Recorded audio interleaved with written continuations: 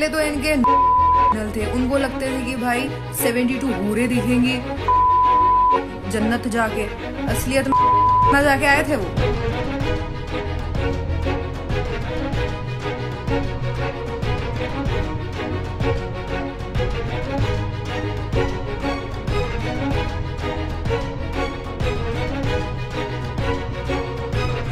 ভারতের সংবিধান প্রতিটি নাগরিককে তার মত প্রকাশের স্বাধীনতার অধিকার দিয়েছে। এই অধিকার হল গণতন্ত্রের আত্মা, নিজের মত প্রকাশের, দ্বিমত জানানোর এবং নিজের পরিচয় তুলে ধরার অধিকার। কিন্তু সাম্প্রতিক সময়ে আমরা এমন অনেক ঘটনা দেখেছি যেখানে এই অধিকারকে চাপা দেওয়া হয়েছে ধর্ম, রাজনীতি এবং সামাজিক সংবেদনশীলতার অজুহাতে। আরও একবার এই রকমই সাম্প্রতিক একটি ঘটনা ঘিরে দেশ জুড়ে বিতর্ক ছড়িয়েছে। অপারেশন সিঁদুর প্রসঙ্গে নিজের মত প্রকাশ করায় গ্রেফতার করা হয়েছে এক তরুণী হিন্দু কন্যা শর্মিষ্ঠা পানোলিকে। শর্মিষ্ঠা তার ব্যক্তিগত মত প্রকাশ করেছিলেন সামাজিক মাধ্যমে, কিন্তু তার মতামত পছন্দ হয়নি একটি নির্দিষ্ট গোষ্ঠীর। ফলস্বরূপ পোস্ট মুছে ফেলার পর ও প্রকাশ্যে ক্ষমা চাওয়ার পরও তাকে এমনভাবে গ্রেফতার করা হয় যেন সে কোনো ভয়ঙ্কর অপরাধ করেছে কিংবা আতঙ্কবাদী কৃত্যকলাপের সঙ্গে জড়িত। অন্যদিকে এই ক্ষেত্রে যে সংগঠনটি শর্মিষ্ঠা পানোলির বিরুদ্ধে এফআইআর দায়ের করেছিল, যার ভিত্তিতে মমতা সরকারের পুলিশ তাৎক্ষণিকভাবে তাকে গ্রেফতার করেছিল, সেই একই সংগঠনের একজন সক্রিয় সদস্যের কথা জানা গেছে যে কিনা জিহাদি মানসিকতার। এই জিহাদি মানসিকতার অভিযুক্তের নাম ওয়াজাদ খান কাদরি রশিদি। শুধু তার ছবিই নয়, তার পুরো জীবনীও তার কার্যকলাপও জানা গেছে।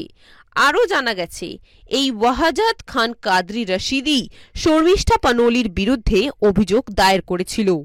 এই সেই জিহাদি যে কিনা মা কামাখ্যা এবং ভগবান শ্রীকৃষ্ণের ওপর অনেকবার অশ্লীল মন্তব্য এবং পোস্ট করেছে, কিন্তু মমতা সরকার এটা লক্ষ্য করেনি এবং এর বিরুদ্ধে কোনো ব্যবস্থাও নেওয়া হয়নি।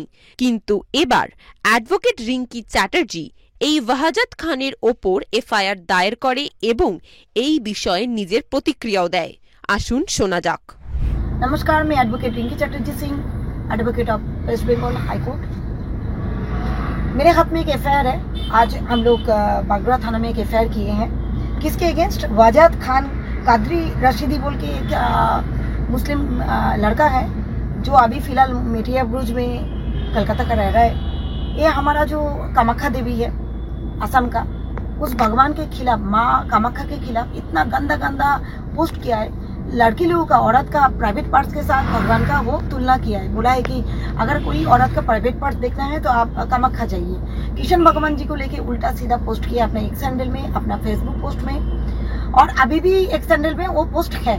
हमारा धर्म को इतना भद्दा तरह से अपमान करने के बाद भी वो आदमी रेगुलर अपना पोस्ट किए जा रहा है और पोस्ट को डिलीट नहीं किया, ना माफी मांगा, ना इसके खिलाफ कोई हिंदू संगठन एक एफआईआर तक किया।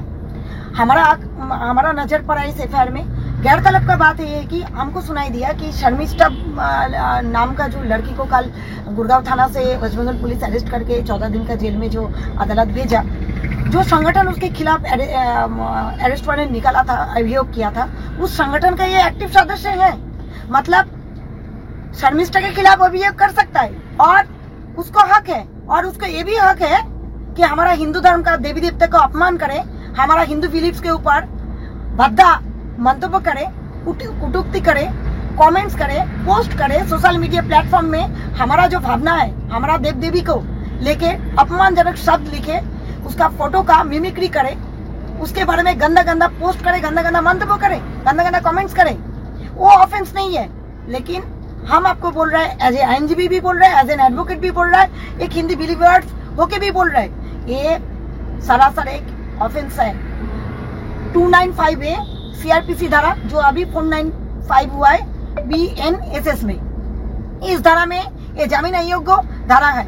जो ये रशीद कादरी जो किया है, ये बहुत बड़ा गलती किया है, बहुत बड़ा ऑफेंस किया है। इसके चलते हम लोग आज बागरा थाना में एक एफआईआर किए। हमारा पश्चिम बंगाल में हर जगह से एफआईआर होगा। अब तक सुने हैं 4-5 एफआईआर हो चुका है।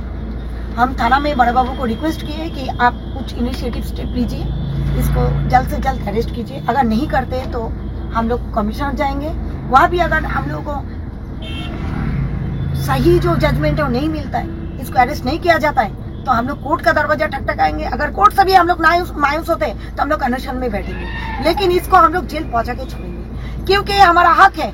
अगर दूसरा धर्म का कुछ भी होता है, ममता बनर्जी तुरंत अरेस्ट कर लेता है, तुरंत कलकत्ता से पुलिस चला जाता है गुड़गांव। लेकिन मोहम्मद मित्रो जो तृणमूल का MP है, लेकिन शाहिनी घोष जो विधायक है, बॉबी हकीम जो मेयर है, हुमायूं कबीर जो MP MLA है या था अभी MLA है, वो जब बोलता है भागीरथी नदी में हिंदू लोगों को काट के भासा देंगे, शिव जी का जो शिवरात्रि के दिन कॉन्डम शिव जी का माथा में लगाएंगे, मोहम्मद मित्रो बोलती है कि माँ काली दारू पीती है, तब ममता बनर्जी पुलिस मंत्री चुपचाप बैठी रहती है। सिर्फ तृणमूल का 30% वोट ही चाहिए मैडम आपको, तो आपको 30% वोट मिलेगा, लेकिन भगवान भी आपको माफ नहीं करेगा। सबका दिन आता है, आपका भी एक दिन आएगा।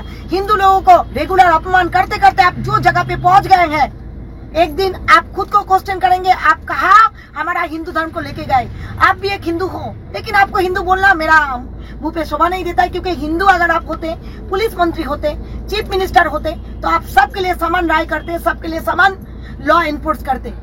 आप सिर्फ बाज के हिंदू लोगों को अरेस्ट नहीं करवाते।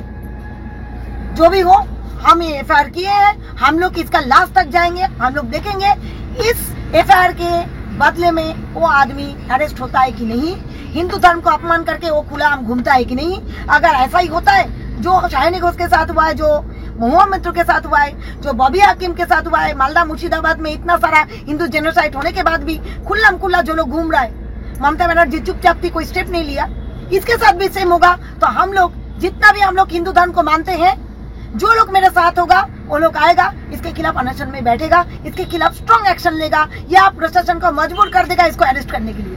धन्यवाद। এখন প্রশ্ন, পশ্চিমবঙ্গে ন্যায় বিচারের মানদণ্ড কি শুধু ধর্ম দেখে নির্ধারণ করা হচ্ছে?